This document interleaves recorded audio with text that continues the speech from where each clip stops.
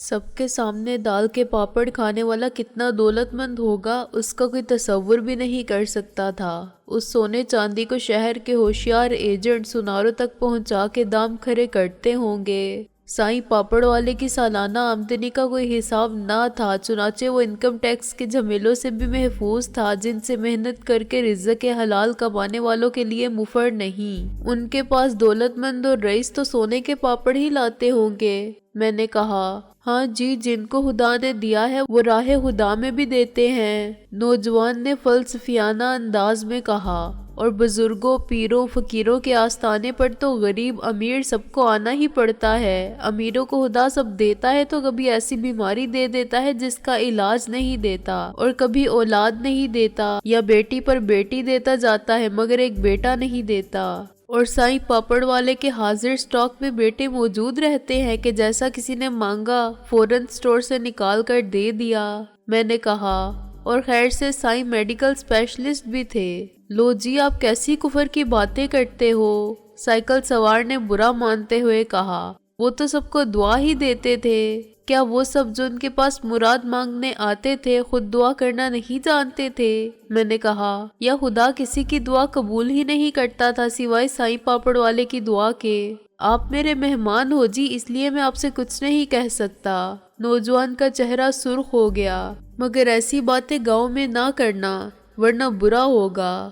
1 میل کی مسافت بھی طے ہو چکی تھی، چنانچہ میں نے اپنی شرانگیزی بند کی۔ ایسی باتیں ان سادہ دل لوگوں کے ذہن میں انتشار پیدا کرتی تھیں، ان کے جذبات کو عقل کی تائید سے ٹھیس لگتی تھی۔ وہ فوراً تسلیم نہیں کر سکتے تھے کہ اب تک ان کا عقیدہ غلط تھا، اور ایسی بات ذہن سے خارج بھی نہیں کر سکتے تھے جو خود اپنی صداقت کا ثبوت ہو۔ کرما والی میں مشکل سے 200 گھر ہوں گے، ان میں بیشتر پکے تھے۔ مسجد کے مینار کی بلندی اور سفیدی سب سے جدا تھی، اور دائیں طرف ایک پیپل کے درخت سے بندھے ہوئے چھوٹے بڑے مختلف رنگ کے گوٹے کنارے والے درجن بھر جھنڈے اعلان کرتے تھے کہ وہی سائیں پاپڑ والے کی خانقاہ ہے۔ یہ سائیں پاپڑ والے کی خانقاہ ہوگی؟ میں نے کہا، یہ ان کا مزار شریف ہے۔ نوجوان نے کہا، وہ شہید ہو چکے ہیں۔ شہید؟ کیا انہوں نے پاک بھارت جنگ میں دشمنوں کے خلاف جہاد کیا تھا؟ میں نے کہا، یا راہ حق میں جان دی تھی؟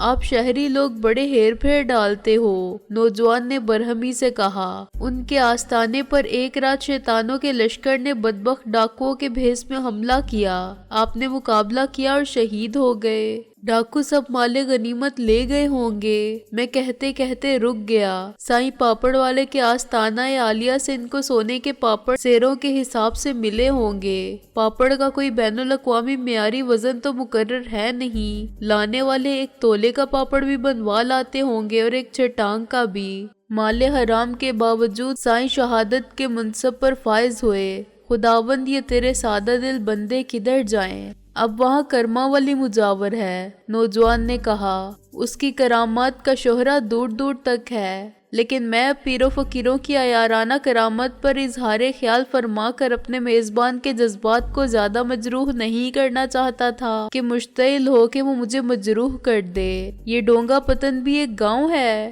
میں نے کہا، یہیں آس پاس۔ ہاں جی ہے، وہ چونکا۔ اس نے اب اپنی سائیکل کا ہینڈل ہاتھوں میں تھام رکھا تھا اور ہم دونوں کھیتوں کی کچی منڈیر پر آگے پیچھے چلتے جا رہے تھے۔ یہاں سے 5 کوس پر ہے، گویا 10 میل۔ اگر میں وہاں جانا چاہتا ہوں تو کیسے جاؤں؟ میں نے کہا، ایک طریقہ تو یہ ہے کہ آپ تانگے پر چلے جائیں۔ نوجوان بولا، گاؤں میں 2 تانگے ہیں، ایک چودھری صاحب کا، دوسرا ایک موچی کا۔ موچی کا بیٹا چلاتا ہے، وہ آپ سے 20 روپے لے گا۔ اور دوسرا طریقہ کیا ہے؟ میں نے بے خیالی میں کہا، دوسرا طریقہ یہ ہے کہ آپ شام تک انتظار کریں۔ وہ بولا، ڈونگا پتن کے نمبردار سادھو رام جی ہر جمعرات کو ماں کرما والے کی خدمت میں حاضری دینے آتے ہیں اور سائیں پاپڑ والے کے مزار شریف پر چراغ جلا کے لوٹ جاتے ہیں۔ سادھو رام؟ یہ تو ہندوانہ نام ہے، میں نے حیران ہو کے کہا۔ ہاں جی، سادھو رام ہندو ہے مگر دل سے سائیں پاپڑ والے کا اور ماں کرما والی کا معتقد ہے۔ नौजवान बोला, आखिर हिंदुस्तान में भी कितने हिंदू हैं जो ख्वाजा निजामुद्दीन औलिया और अजमेर के ख्वाजा साहब की दरगाह में जाके मन्नत मानते हैं। मुंबई में हाजी मुराद अली की दरगाह पर सब जाते हैं, हिंदू, मुसलमान, पारसी। तुम ये सब कैसे जानते हो? मैंने उसे गौर से देखा। तुमने पढ़ा है या हिंदुस्तान जा चुके हो? ये सब साधु राम जी ने बताया है। उन्होंने बहुत सी बातें बताई हैं कि गुरु नानक जी हिंदू भी थे और मुसलमान भी, और फिर कबीरदास थे। राजा अकबर हिंदू और मुसलमान दोनों मजहब को मानता था और उसने दोनों मजहब की औरतों से शादी की थी। मैं दमबखूद रह गया। गांव का ये जाहिल लड़का कैसी दानिश्वराना गुफ्तगू कर रहा था। बेशक बहुत से हवालों से ये सब बातें गलत भी साबित होती थीं, लेकिन कर्मा वाली में ये बातें फैलाने वाला साधु राम था। उसने अपनी चालाकी से गांव वालों के जहन की सोच बदल दी थी। वो हिंदू था और इस्लामी समझे जाने वाले अकायद पर अमल पैरा था, मगर उसने अपनी अकीदतमंदी का जवाब तारीख के हवाले से पेश कर दिया था और अब गांव वाले उसकी फराख दिली, नेकी और अज़मत के मोतरिफ थे। ये बात मेरा जहन तस्लीम नहीं करता था। आज पाकिस्तान के एक गांव में जो शख्स नंबरदार बना बैठा है, वो मुसलमानों के साथ और उनकी तालीमात से जज्बाती और वाबस्तगी जाहिर करता है तो ये ढोंग है। वो अपने मुजाहिर में सच्चा है तो मुसलमान क्यों नहीं हो जाता? मुसलमानों के मुल्क में अपने आबा-ओ-अजदाद का धर्म और इसी धर्म का नाम संभाले क्यों बैठा है? तुम्हारा मतलब है मैं साधु राम के साथ डोंगा पतन चला जाऊं? मैंने कहा। हाँ जी, वो अपनी गाड़ी में आते हैं, बहुत लंबी गाड़ी है। नौजवान ने कहा, आपको जरूर साथ ले जाएंगे वो। नौजवान के घर में इस वक्त सिर्फ उसकी माँ थी और एक बहन। उसका बाप और भाई खेतों की तरफ गए हुए थे। उन्होंने मेरी आओ भगत में कोई कसर नहीं रखी। मुझे पाव भर खालिस मक्खन के साथ एक फैमिली साइज रोटी दी गई। मैंने दोनों का 20% हलक से उतारा और फिर मेजबानों का दिल रखने के लिए बाल्टी जितने लस्सी के गिलास को भी आधा खाली कर दिया। मगर उसके बाद मेरी हालत उस शख्स की तरह हो गई जिसने एक हाथ कई वलीमे खा लिए हों। मैं खुश खुराकी के मुजाहरे के साथ साथ इधर उधर की बातों का जवाब भी दे रहा था, लेकिन मेरा जहन साधु राम की तरफ था। वो जो लंबी सी गाड़ी है, मैंने अचानक कहा, क्या वो शॉर्लेट है 1952 के मॉडल की? क्या जी? नौजवान हक्का बक्का रह गया। वो गाड़ी है जी, मोटर कार, काले रंग की। जाहिर है वो कारों के मॉडल और फर्क को नहीं समझता था। मैंने उसे हाथों के इशारे से कुछ समझाया और फिर अपनी मुसव्वरी की सलाहियत से काम लेने का फैसला किया। घर में कॉपी पेंसिल किस्म की कोई चीज नहीं थी, मगर कोयला वाफर मिकदार में मौजूद था। मैंने फर्श पर एक ड्राइंग बनाई और मुझे ये देखकर खुशी हुई कि मैंने गाड़ी की बहुत सही तस्वीर बनाई है। नौजवान ने सर हिला के इकरार किया कि साधु राम की गाड़ी बिल्कुल ऐसी ही है। रफ्ता रफ्ता मुझे उस कार के बारे में बहुत सी मालूमात हासिल हो गई और मेरे लिए शुबे की गुंजाइश ना रही कि साधु राम की गाड़ी वही है जिसमें राबिया और नाजो को अगवा करके ले जाया गया था। साईं पापड़ वाले खुद भी फ्रॉड थे और ये इस देहात के रहने वालों की सादा मिजाजी और खुश एतकादी थी कि उन्होंने इस लुटेरे को गांव के हाथों जहन्नुम रसीद होने के बावजूद शहीद कहना शुरू कर दिया। वो खुद कुछ नहीं कहते थे, वही कहते थे जो मशहूर कर दिया जाता था। और ये साईं पापड़ वाले के चेलों की यारी का करिश्मा था कि उन्होंने फौरन साईं पापड़ वाले की खानका तामीर कर दी और इस जगह नजर न्याज का सिलसिला बदस्तूर जारी रहा। साल के साल उर्स मुबारक का सवांग रचाने का मौका अलग हाथ आया। सोचने की बात ये थी कि साईं पापड़ वाले की जान नशीन एक औरत क्यों बनी। ये सारा खेल धोखेबाजी का था और इसे कोई धोखेबाज ही जारी रख सकता था। क्या कर्मा वाली दूसरे मुरीदों और चेलों से ज्यादा साईं पापड़ वाले की जानशीनी की काबिल थी? इसमें मर्दों से ज्यादा सलाहियत और जहानत थी कि उसे मुजावर और सही गद्दी नशीन तस्लीम कर लिया गया, या दूसरे चालाक मुरीदों ने इसको अपना आला कार बना रखा है? वो कोई बेवकूफ औरत है जो बदमाशों के हाथ में खेलने पर मजबूर है। अगर उस फ्रॉड का भांडा फूटने का वक्त आया तो वो गायब हो जाएंगे। पीछे रह जाएगी एक मजहूल फातिरुल अकल किस्म की औरत जिसे सबने मज्जूब का दर्जा दे रखा है। साधु राम का इस जगह आना बेसबब नहीं था। दिलावर एंड कंपनी का डोंगा पतन से ताल्लुक साबित हो चुका था। वहाँ कोई जगह ऐसी थी जहाँ नाजो और राबिया को ले जाया गया था। جس گاڑی میں ان کا جانا ثابت ہوتا تھا وہ سادھو رام کی ملکیت تھی، اور سادھو رام ڈونگا پتن سے یہاں آتا تھا تو یہ عجیب سی مثلث بنتی تھی، دلاور اینڈ کمپنی، ڈونگا پتن، کرما والی۔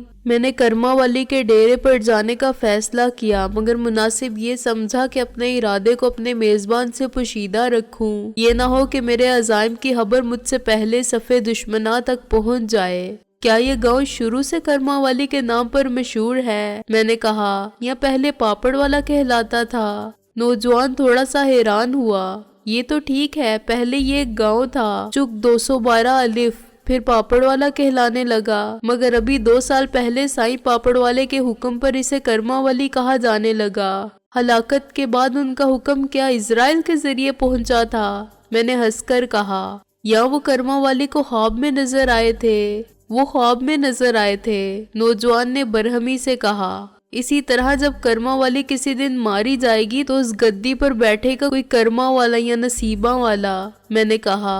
اور وہ جو شروع میں چک نمبر 212 الف تھا، پھر پاپڑ والا ہوا، پھر کرما والی بنا، کہلانے لگے گا نصیبہ والا۔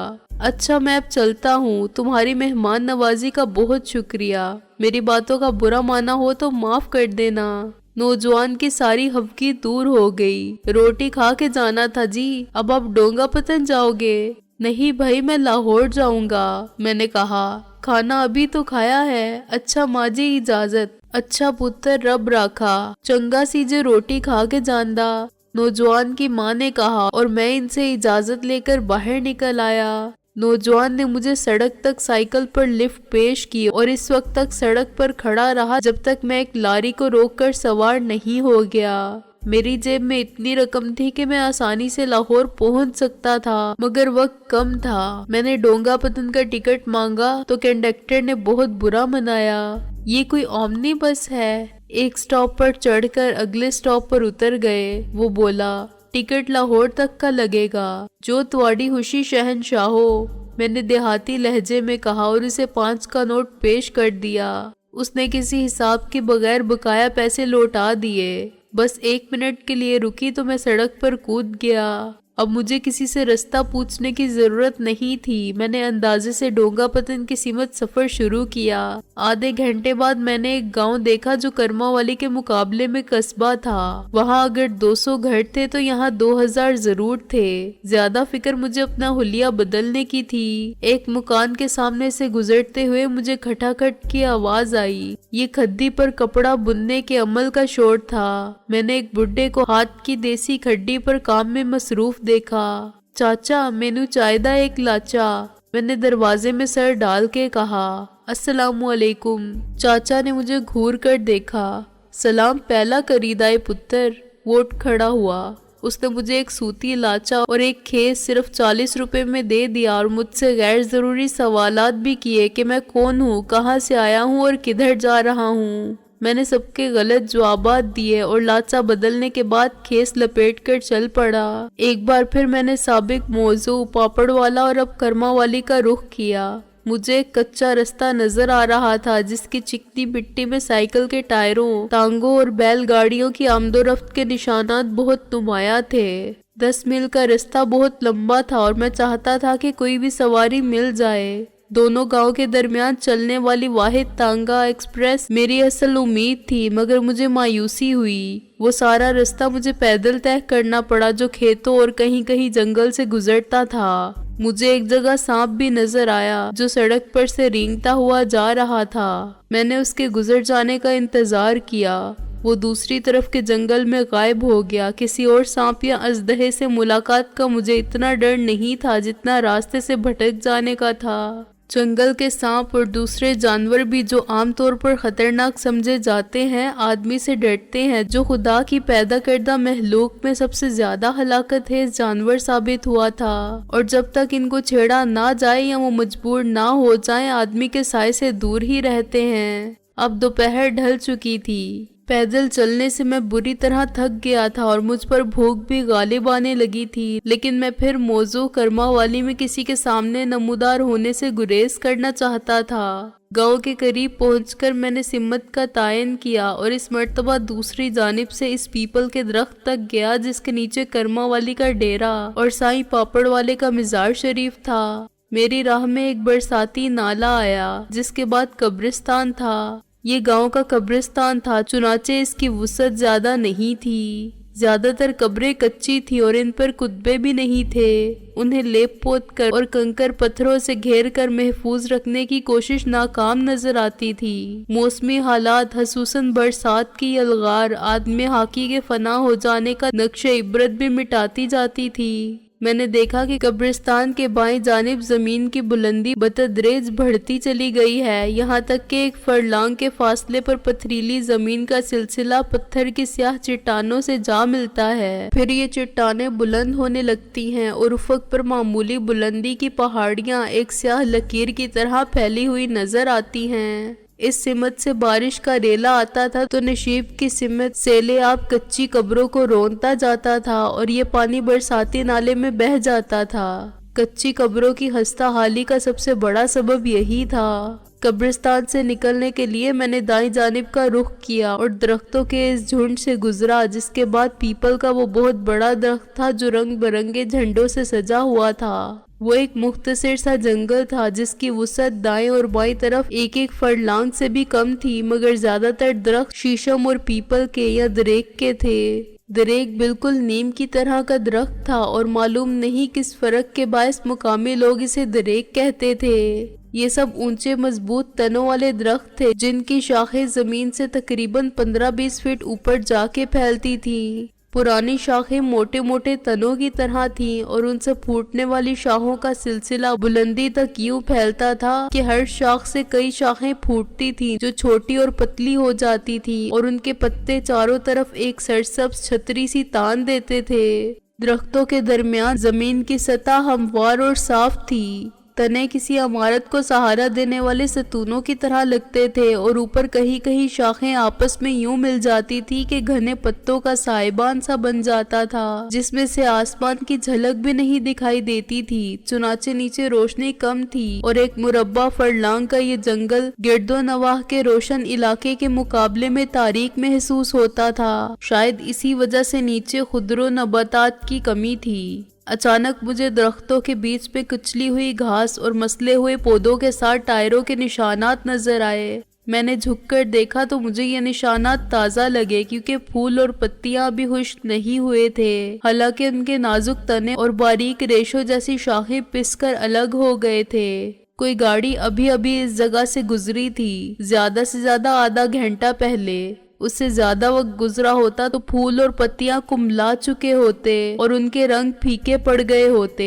मेरे ख्याल की तस्दीक आगे जाने से भी हुई। भारी टायरों के निशान जमीन पर नक्श छोड़ गए थे और एक ही सिमत के निशानदेही करते थे।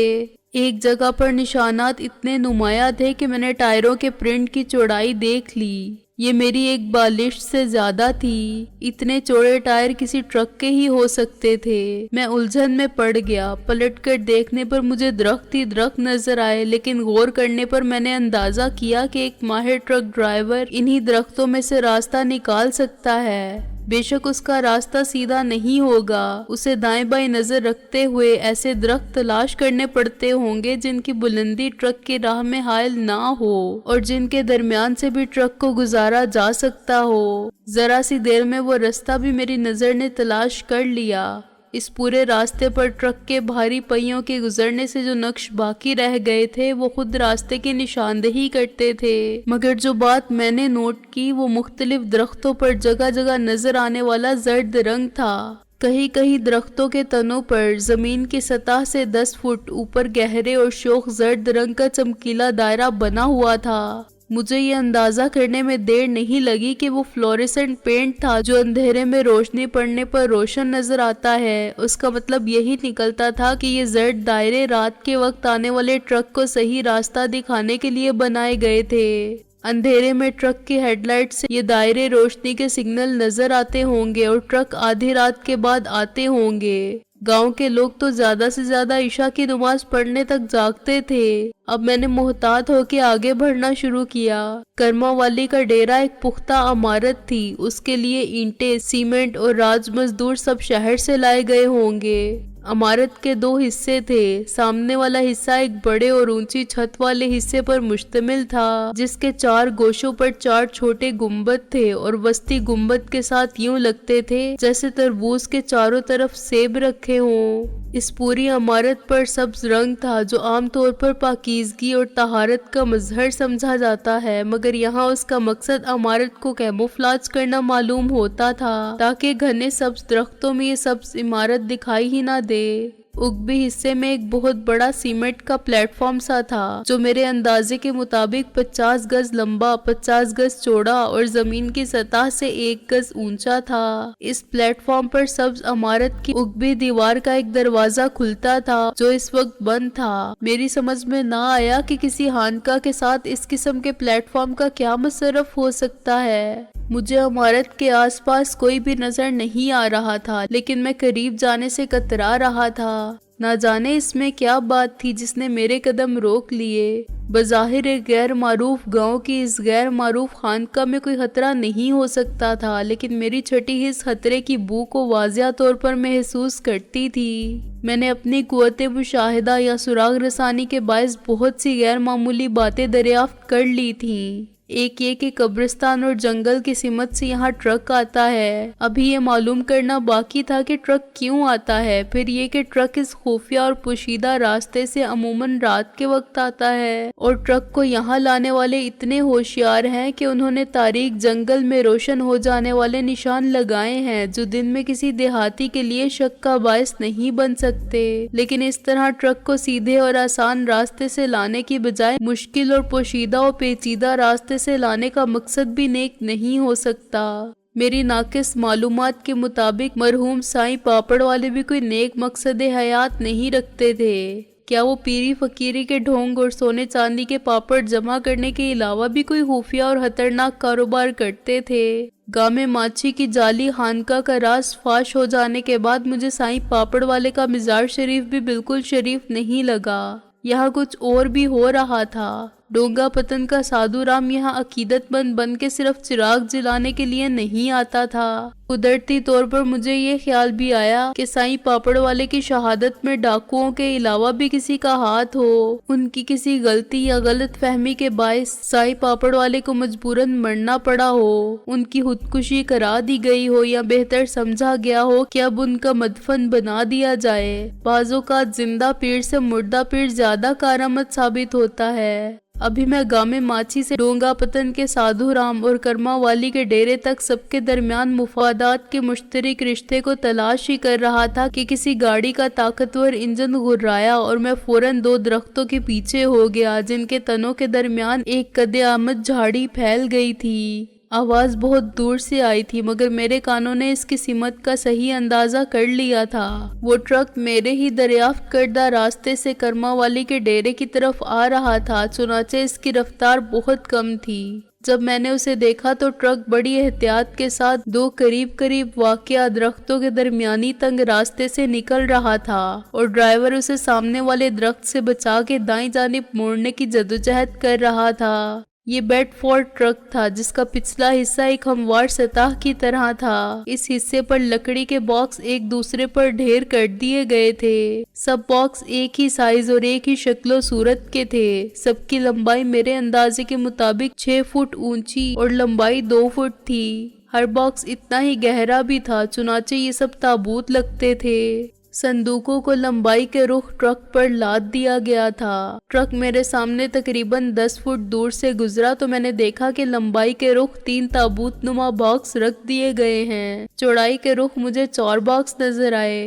हर बॉक्स के ऊपर 4 बॉक्स थे। इस तरह मेरे हिसाब से ट्रक में 60 बॉक्स लदे हुए थे। किसी भी नौइयत के सामान की पैकिंग और ट्रांसपोर्ट के लिए ये बहुत अजीब साइज के संदूक थे। फिर अंडे और सब्जियां बहुत छोटे क्रेट में पैक किए जाते हैं। मशीनरी भी बाहर भेजी जाए या बाहर से मंगवाई जाए तो उनके बॉक्स ताबूत नमा नहीं होते, और कर्मा वाली के डेरे का मशीनरी की दरामद या बरामद से क्या ताल्लुक। एक काबिले गौर बात यह भी थी कि सब बॉक्स बड़ी अच्छी लकड़ी से और बहुत सफाई के साथ बनाए गए थे। अगर इन पर स्याह रंग कर दिया जाता तो वो ताबूत तस्लीम किए जाते और किसी भी मुल्क की कस्टम चेक पोस्ट से गुजारे जा सकते थे, बशर्त ये कि उनमें लाश का चेहरा नजर भी आए। ट्रक मेरे बाएं हाथ पर 20 फुट दूर जा रुका। ड्राइवर ने इसको रिवर्स गियर में डाल के घुमाया और इसका पिछला हिस्सा प्लेटफॉर्म से मिला दिया।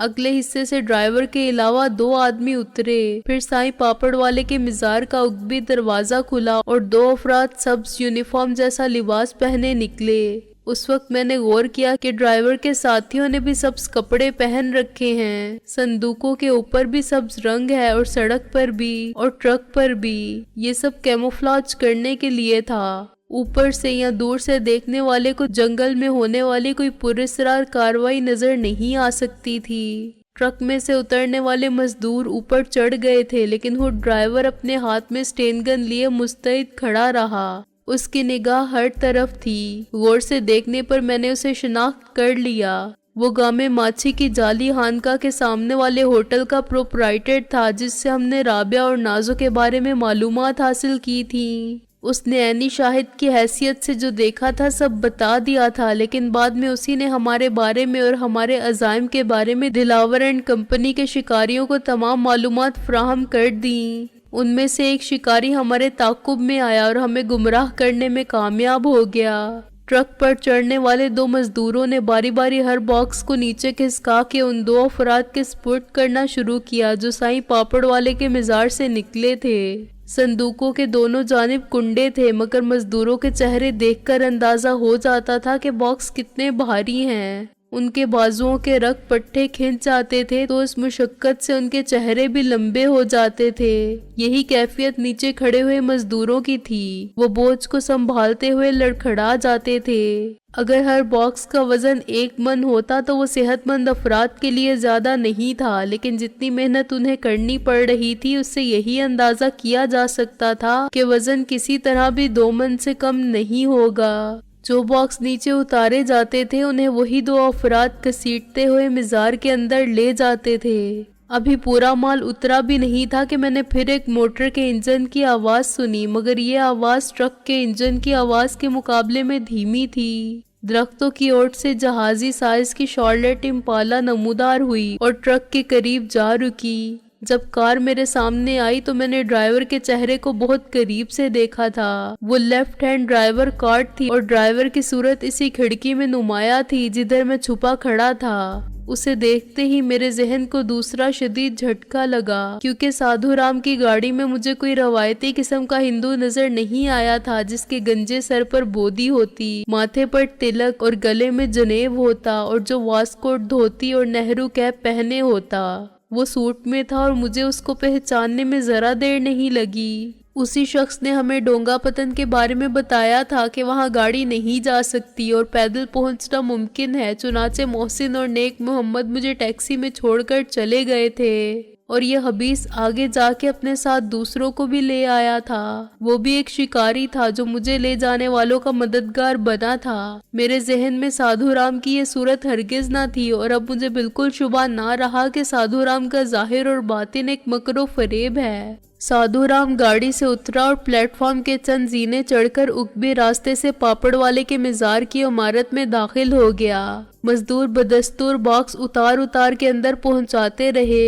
फौरन मुझे ख्याल आया कि इस इमारत में जो साईं पापड़ वाले के मज़ार मुबारक और कर्मा वाली की करामत के बायस मुरज्जा खलाइक है, इतना सामान कहाँ रखा जा सकता है और कैसे रखा जा सकता है। फिर ये कि मजदूर एक फेरा तकरीबन 6 मिनट में पूरा कर रहे थे। अगर उन्हें बॉक्स अंदर छोड़ के आना होता तो यही काम उससे निस्फ वक्त में हो जाता। ज्यादा वक्त इसलिए सर्फ हो रहा था कि वो बॉक्स को नीचे ले जा रहे थे, उन्हें सीढ़ियां उतर के किसी तहखाने में पहुंचा रहे थे और जो कुछ मेरे सामने था उससे मैं यही अंदाजा कर सकता था कि ऊपर से जो सीमेंट का मजबूत प्लेटफॉर्म नजर आता है वो दर हकीकत एक तहखाने की छत है। खाली हो जाने वाला ट्रक रवाना हो गया मगर कार वहीं खड़ी रही। तकरीबन 10 मिनट बाद साधु राम फिर निकला, लेकिन इस मर्तबा वो अकेला नहीं था। اس کے ساتھ ایک عورت بھی تھی جس نے سر سے پیر تک میکسی ٹائپ سبز چوغا پہن رکھا تھا۔ وہ کوئی بہت عمر رسیدہ عورت نہیں تھی لیکن وہ بے حد صحت مند تھی۔ اس کا قد 5 فٹ 10 انچ ضرور تھا اور جسمانی طور پر وہ بے حد فٹ نظر آتی تھی، مگر اس کے چوغے نے جسم کے حد و حال کو چھپا رکھا تھا۔ میں نے محسوس کیا کہ عورت کی قلندرانہ وضع بھی ایک بھیس ہے۔ اچانک مجھے آسمان کی طرف سے عجیب قسم کی آواز سنائی دی۔ سادھو رام منہ اٹھا کے اوپر دیکھنے لگا۔